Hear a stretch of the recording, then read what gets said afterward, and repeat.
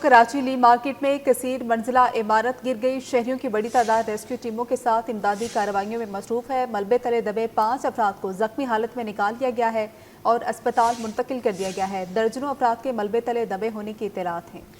कराची ली market में कसीरुल मंजिला इमारत गिर गई। शहरियों की बड़ी तादाद रेस्क्यू टीमों के साथ इमदादी कार्रवाइयों में मसरूफ है। मलबे तले दबे 5 अफराद को जख्मी हालत में निकाला गया है, जबकि वहां पर मकामी अफराद की मदद से अपनी मददात के तहत भी मलबे को हटाया जा रहा है। रेस्क्यू अमले को भी मौके पर तलब किया गया है।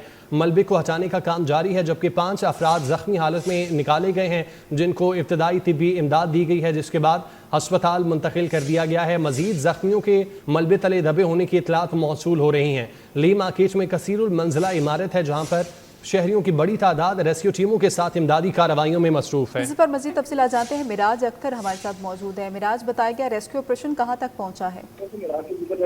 बिल्कुल जी, रेस्क्यू ऑपरेशन इस वक्त चल रहा है, क्योंकि देखिए लियारी का इलाका है और आज मेन प्रोसेशन भी था, आज मुहर्रम हराम का। तो इस हवाले से जो इमदादी टीमें हैं उनकी पोस्टिंग बॉस्टन में भी देर लगी। गवर्नमेंट लेवल की जो टीमें हैं रजाकारों की और उनकी गाड़ियां हैं वो पहुंची। इसके बाद एडी फाउंडेशन और सुपर वेलफेयर की जो एम्बुलेंसेज है वो भी पहुंची हैं और इमदादी सर्जन में वेलफेयर के साथ जारी है। और उससे बहुत अच्छी बात यह है कि जो इलाका मशीन है वो बहुत ज्यादा कोऑपरेटिव है और रजाकारों के साथ मिलकर काम कर रहे हैं। अब तक जो है वो 6 जख्मियों को यहाँ से निकाला जा चुका है इस मलबे से।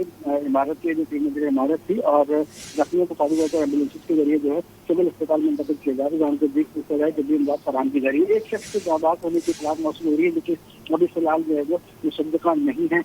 तमाम जख्मियों को फौरी तौर पर अस्पताल मुंतकिल करने की कोशिश की जा रही है और मलबे में जो मौजूद लोगों के दबे होने की इतलात भी है, जो कि इलाका मकीन है। उनका ये कहना है कि इस इमारत में इमारत है इसमें तकरीबन 50 से 60 लोग थे।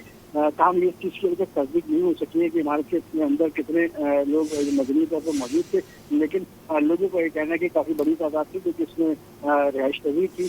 लेकिन अब जैसे जैसे मलबा वहाँ पे हटता जा रहा है उसके बाद जख्मियों की तादाद में इजाफा हो सकता है। अब तक 6 जख्मी हैं और एक शख्स की जाबाक होने के खिलाफ मौसूल हुई है, जिन्हें अस्पताल पहुँचाया गया है और मजीद जो इमदादी सरगर्मियाँ हैं वो की जा रही हैं। तमाम रेस्क्यू इदारे वहाँ पर मौजूद हैं। सिविल बिल्डिंग कंट्रोल अथॉरिटी की टीम भी रवाना हो चुकी है अपने दफ्तर से, ताकि इस चीज़ का जायजा ले सके कि ये इमारत जो थी ये कई मखदूश इमारतों के लिस्ट में शामिल थी या नहीं थी, या फिर गैर कानूनी तौर पर शामिल की गई थी। बहरहाल ये सब बात के मामला है। इसके साथ साथ जो इलेक्ट्रिक उस एरिया की जो है वो बिजली को मुनक़ता की है उसको फौरी तौर पर, ताकि किसी को करंट लगने की वजह से नुकसान ना पहुँच सके।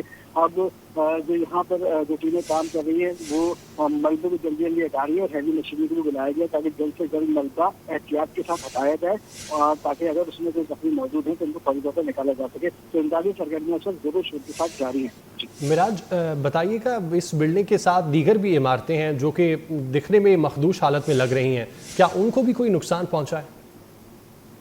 देखिए जी, इस वक्त सूरत यह है कि एक तो लियारी के इलाके में हमेशा से शिकायत रही है कि वहाँ पर इलीगल कंस्ट्रक्शन जो है ना वो बहुत ज़्यादा होती रही है और ज़्यादातर जो इमारतें गिरने के वाक़यात हैं वो भी लियारी और अतराफ के इलाकों में पेश आते हैं। अच्छा, मखदूश इमारतें और जो हेरिटेज इमारतें उनकी बहुत बड़ी तादाद है लियारी में और रोड सिटी एरिया में।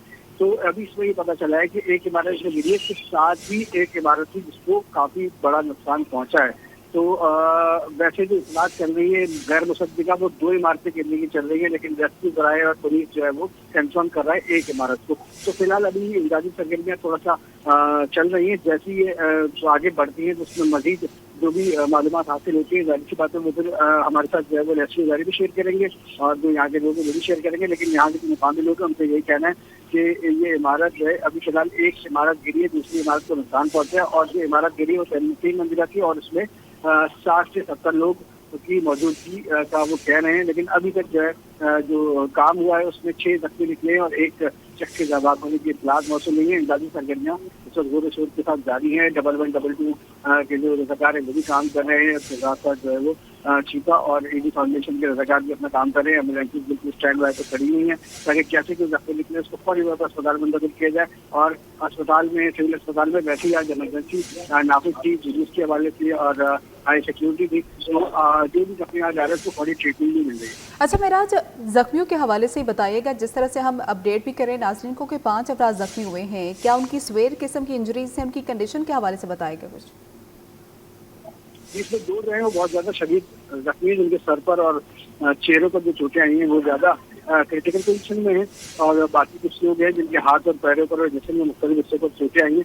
तो इन 6 जख्मियों में से 2 जख्मी जो है वो उनको हम ये कह सकते हैं कि वो क्रिटिकल पोजीशन में है और डॉक्टर्स कोशिश कर रहे हैं कि जान बचा सकें। एक शख्स के जामात होने के लिए इत्तलात हमें मौसूल हो रही है और मजीद जो है वो काम चल रहा है।